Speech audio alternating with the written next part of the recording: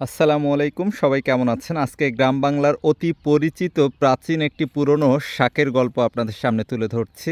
আচ্ছা, কারা কারা চিনতে পেরেছেন বলুন তো এই শাকটা কি শাক? আচ্ছা, আমি তাহলে বলি বথুয়া, বৈথা বা বেথো।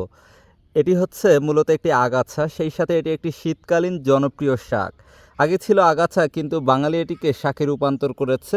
এর আবার রয়েছে দারুণ পুষ্টিগুণ।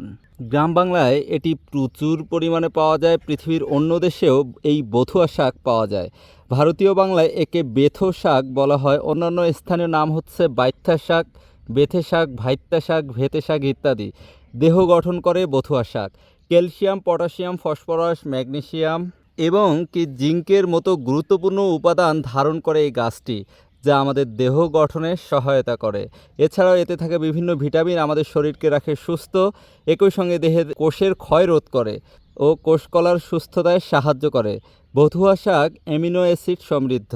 তো এই শাকটা আমি আজকে আমার ক্ষেতের মাঝখানে দেখতে পেলাম। গাছটা অনেক সুন্দর হয়েছে, দেখতে পাচ্ছেন, হেলদি।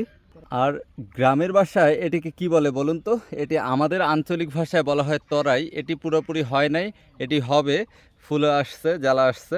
এটা হয়তো আর 10 দিন 15 দিন গেলে পরিপক্ক হতে পারে। এটি আমাদের দিনাজপুরে গ্রামের আঞ্চলিক ভাষায় এটিকে বলা হয় তরাই। তো দেখতে পাচ্ছি শসার দারুণ ফলন আসছে।